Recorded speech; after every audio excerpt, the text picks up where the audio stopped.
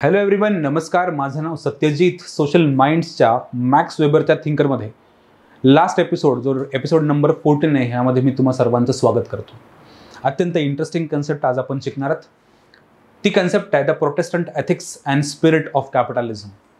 Protestant नीतितत्वे आणि भांडवलशाहीचा उगम किंवा उदय, ही कन्सेप्ट आपल्याला शिकायची आहे. ही कन्सेप्ट एक्झॅक्टली काय आहे? तर ही कन्सेप्ट आहे की relation between religion and economy. Max weber विचार करतोय की धर्मसंस्था आणि अर्थसंस्था ह्या दोन संस्थांचा काही रिलेशन आहे का? पण हे रिलेशन सांगण्याआधी मला एक इंटरेस्टिंग तुमच्याशी एक गोष्ट शेअर करायची. माझा एक मित्र आहे पंढरपूरचा. तो पंढरपूरचा मित्र एक व्यापारी घराण्यामधला आहे. ओके, छोटंसं त्यांचं व्यापारी घराणं आहे आणि तो मारवाडी कम्युनिटीचा आहे. आणि तो पंढरपूरला त्याच्या वडिलांची एक छोटी किराणा दुकान आहे, जेमतेम चालतं किराणा दुकान आहे. तो जेव्हा लहान होता तो आम्हाला खूप 12th नंतर भेटला, पण तर आम्हाला त्याच्या स्टोरीज सांगितला लाईफमधला. तो जेव्हा लहान होता ना, तेव्हा त्याचे वडील त्याला पंढरपूरची जेव्हा ती वारी जायची ना, त्या वारीमधले त्याला चहाची दुकान टाकून द्यायचे किंवा चहा विक, है ना. जेव्हा दिवाळी असायची तेव्हा त्याला त्यांच्याच किराणा दुकानाच्या बाहेर एक पोतं टाकायचे आणि पोत्यावर काही फटाके विकायला त्याला लावायचे. तो गल्ल्यावर बसायचा लहान असताना, म्हणजे तो लाईक 5-6 वर्षांचा असताना, 7-8 वर्षांचा असताना तो लहानपणी फटाके विकायचा, चहा विकायचा. आणि आज त्याचमुळे तो एक खूप सक्सेसफुल बिझनेसमॅन पंढरपूरमध्ये बनला आहे. असं नाही केलं इलॉन मस्क, पण नक्कीच त्यानं त्याच्या वडिलांच्या एम्पायरला 10 पट मोठं केलं आहे विदिन फ्यू इयर्स. हे का शक्य झालं आहे माहिती आहे? कारण त्याला काही विशिष्ट पद्धतीचं नॉलेज, एक्सपिरियन्सेस आणि व्हॅल्यूज मिळालं. भारतामध्ये आपण असं ऑब्झर्व करतो की बिझनेसमध्ये सक्सेसफुल असणाऱ्या काही पर्टिक्युलर कम्युनिटीज आहेत. जसं की जैन कम्युनिटी आहे, मारवाडी कम्युनिटी आहे, सिंधी आहे, राजस्थानी आहे, गुजराती आहेत. ह्या कम्युनिटीज बिझनेसमध्ये खूप चांगलं काम करत आहेत. They are earning a lot, they are very successful. त्यांच्या पिढ्यानपिढ्या बिझनेसमध्ये.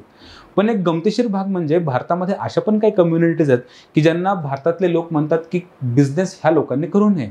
I am not going to name any particular caste or any particular community, पण असं म्हणतात की बिझनेस ह्या लोकांचा नाही. ते का बरं? ह्याचं कारण पण मला माहिती आहे. एक दुसरा माझा मित्र आहे अजून, जो माझ्या गावाकडचा आहे. त्या गावाकडच्या मित्रांना असाच एक प्रयत्न केला होता एक दुकान टाकण्याचा. ती दुकान होती कपड्यांची. ओके, आणि या कपड्यांच्या दुकानीसाठी त्यानं बराच प्रयत्न करून ती इन्व्हेस्टमेंट जमवली आणि स्वतःची कपड्यांची फॅक्टरी पण टाकण्याचा प्रयत्न केला. स्वतः तो प्रोडक्शन करायचा आणि छोटंसं दुकान होतं. तो ब्रँड होता आणि छोट्याशा एका शेडमध्ये त्यानं ते काही मशीन्सच्या माध्यमातून कपड्याचा बिझनेस सुरू केला. आणि लकीली तो खूप चांगल्या क्वालिटीचा कपडा खूप स्वस्तामध्ये द्यायला लागला. आणि या स्वस्तामध्ये दिल्यामुळे तो चांगल्या क्वालिटीचा कपडा संपूर्ण तालुक्यामध्ये तो फेमस झाला. आणि पहिल्याच दिवाळीला, दसऱ्याला त्याने जवळजवळ 30-35 लाख रुपयांचा बिझनेस केला होता. नेट प्रॉफिट केला होता. ओके, बाकी सगळा तुझा खर्च वगैरे मिळून सोडून. तर हे जे 30-35 लाखाचा त्याने प्रॉफिट केला, हा खूप लवकर त्याच्या हातातून निघून जाणार होता. पुढच्या 2 वर्षाच्या आत त्याची दुकान, बिझनेस, त्याचा सगळं काही बंद पडणार होतं. ह्याचं नेमकं कारण होतं की त्यानं काही गोष्टींचं पालन केलं नाही. मित्र आला, चालले फिरायला बाहेर, है ना, शटर केलं बंद.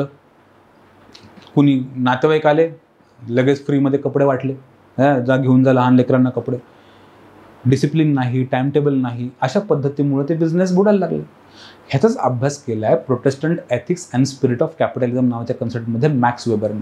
मॅक्स वेबर ऑब्झर्व करतो की जे जगभरामध्ये कॅपिटलिझम किंवा भांडवलशाही उदयाला आली, ह्या भांडवलशाही उदयाच्या येण्याच्या मागे एक पर्टिक्युलर धर्म रिस्पॉन्सिबल आहे आणि तो धर्म आहे प्रोटेस्टंट धर्म. हा प्रोटेस्टंट धर्म काय हे समजून घेण्याच्या आधी आपल्याला एक शब्द समजून घ्यावा लागेल. तो आहे सेक्ट किंवा त्या धर्मामधले पंथ. वेस्टर्न जगामध्ये सगळ्यात मोठा धर्म तुम्हाला माहिती आहे ख्रिश्चॅनिटी आहे. ख्रिश्चॅनिटीमधला जे त्याला आपण म्हणतो ना सनातनी ख्रिश्चन्स म्हणतो आपण, किंवा जे ऑर्थोडॉक्स ख्रिश्चन्स आहेत त्यांना आपण काय म्हणतो, त्याला आपण म्हणतो सिरियन ख्रिश्चन्स म्हणा किंवा कॅथोलिक्स म्हणा. हे पण एक पंथ आहेत. सिरियन ख्रिश्चॅनिटी, कॅथोलिक्स हे सगळे हे परंपरावादी आहेत किंवा हे काय म्हणू आपण, सनातनी ख्रिश्चन आहेत, राईट. बेसिकली ह्यांच्यामध्ये एक मॉडर्न सेक्ट आहे. ख्रिश्चॅनिटीमध्ये एक आधुनिक सेक्ट आहे. तो सेक्ट म्हणजे प्रोटेस्टंट सेक्ट. तुम्हाला माहिती, प्रत्येक धर्माचं एक वैशिष्ट्य असतं. ते वैशिष्ट्य म्हणजे त्या धर्मामध्ये काही परंपरागत, अंधश्रद्धावादी किंवा त्याला म्हणू आपण की एक एक एक ट्रॅडिशनल कम्युनिटी असते, एक ट्रॅडिशनल अत्यंत धर्माधिष्ठित असते ती.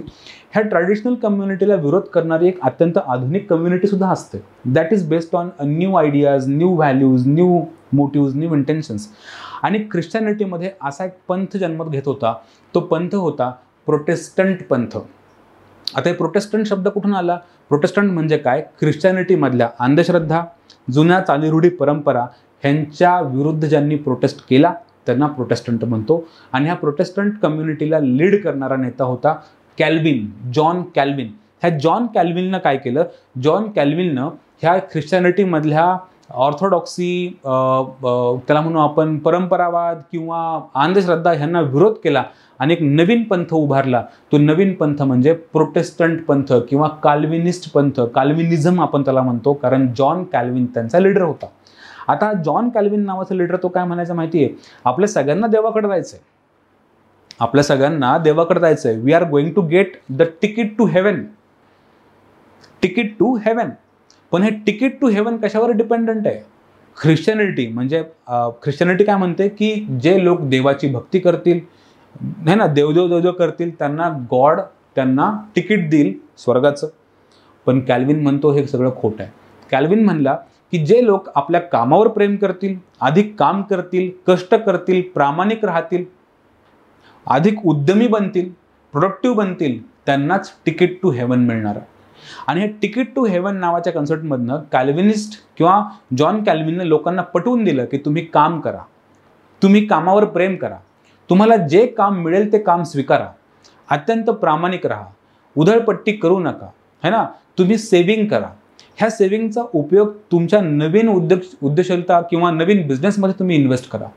अशा पद्धतीनं ख्रिश्चॅनिटीमध्ये एक सेक्ट जन्म घ्यायला लागला, एक लोकांचा पंथ जन्म घ्यायला लागला जो अत्यंत कामाशी कमिटेड होता, एफिशियंट होता, उधळपट्टी नाही करायचा, सेव्हिंग करायचा, सेव्हिंग करून ते पुन्हा बिझनेसमध्ये इन्व्हेस्ट करायचा आणि इन्व्हेस्ट करून अधिकाधिक प्रॉफिट कमवायचा, श्रीमंत बनायचा, पण अत्यंत विचारशील आणि संयमी राहायचा. अशा पंथामुळे तुम्हाला जी आपण इंडस्ट्रियल रिव्होल्यूशन म्हणतो ना, ह्या इंडस्ट्रियल रिव्होल्यूशनमध्ये सगळ्यात मोठं कॉन्ट्रीब्युशन ह्या प्रोटेस्टंट पंथाचं होतं. आणि या प्रोटेस्टंट पंथानं खऱ्या अर्थानं युरोपमध्ये भांडवलशाहीला मजबूती मिळवून दिली किंवा त्याचं भांडवलशाहीचा जन्मच ह्या प्रोटेस्टंट लोकांनी घातला. म्हणजे मॅक्स वेबर काय ऑब्झर्व करतोय माहिती आहे? मॅक्स वेबर ऑब्झर्व करतोय की there is relationship between religion and economics, religion and capitalism. जर प्रोटेस्टंट धर्म नसता, प्रोटेस्टंट धर्माची शिकवण नसती, तर कॅपिटलिझम जन्म घेतलं नसतं. प्रोटेस्टंट धर्माला किंवा प्रोटेस्टंट धर्माचं फॉलोवर्स लोक, हे फॉलोवर्स जे आहेत हे काय फॉलो करायचे? प्रामाणिक राहू, सेव्हिंग करू, जे काम मिळेल ते काम करत राहू. त्याला आपण नोशन ऑफ कॉलिंग म्हणतो. जे काम मिळेल ते काम करू आणि त्या कामाला ईश्वरापेक्षाही मोठं मानू. आणि आपल्या सगळ्यांना हेवनमध्ये जायचं आहे. ते कसं जाऊ? आपण आपल्या स्किलवरनं जाऊ. आपण देवाला हे प्रूव्ह करून दाखवू की जेव्हा आम्ही ह्या पृथ्वीवर जन्म घेतला होता, तुझा आम्हाला जन्म दिला होता, आम्ही त्याला एक समाधानी जन्म म्हणून जगलो, आम्ही त्याला सक्सेसफुल बनवलं, आता आम्हाला तुझ्याकडे परत यायचं आहे, हेवनमध्ये यायचं आहे. अशा विचारांनी जे ज्यांना प्रेरणा मिळाली होती, त्यामुळे युरोपमध्ये भांडवलशाहीचा उदय झालेला आपल्याला दिसतो. म्हणून there is relationship between religion and economy. Interestingly ह्यामध्ये वेबरनं हिंदुइझमचा पण अभ्यास केला, त्यानं जुडाइझमचा अभ्यास केला, त्यानं एक चायनीज रिलिजन आहे कन्फ्युशनिझम ह्याचा पण अभ्यास केला. आणि वेबरने हे प्रूव्ह करून दाखवलं की हिंदुइझममध्ये कॅपिटलिझम का जन्म घेऊ शकलं नाही, इस्लाममध्ये कॅपिटलिझम का जन्म घेऊ शकलं नाही, जुडाइझम किंवा ज्यूज लोकांमध्ये कॅपिटलिझम का जन्म घेऊ शकलं नाही, आणि चायनीज रिलिजनमध्ये कॅपिटलिझम का जन्म घेऊ शकलं नाही. Very very interesting part. Time limit असल्यामुळे आपण त्यावर जास्त बोलू शकणार नाही, पण ह्यामध्ये आपण अजून डिटेलमध्ये जाणार आहोत आपल्या बॅचेसमध्ये. ज्या बॅचेस आपण ज्ञानदीप ऑप्शनल नावाच्या ॲपवर लॉन्च केलेल्या आहेत. सोशलॉजी ऑप्शनलची बॅच तुम्हाला दिसेल. ॲडिशनली ही मागचे सगळे एपिसोड्स आणि त्याची पूर्ण प्लेलिस्ट, सोशलॉजी ऑप्शनलची प्लेलिस्ट तुम्हाला ज्ञानदीपच्या यूट्यूब चॅनलला मिळेल. आणि सोशलॉजी विथ सत्यजित नावाच्या टेलिग्राम ग्रुपवर तुम्ही ह्या सगळ्या कंटेंट, लिंक्स आणि अपडेटसाठी जॉईन करू शकता. हा माझा नंबरसुद्धा आहे. If you don't hesitate to call me on this number for any academic Curie.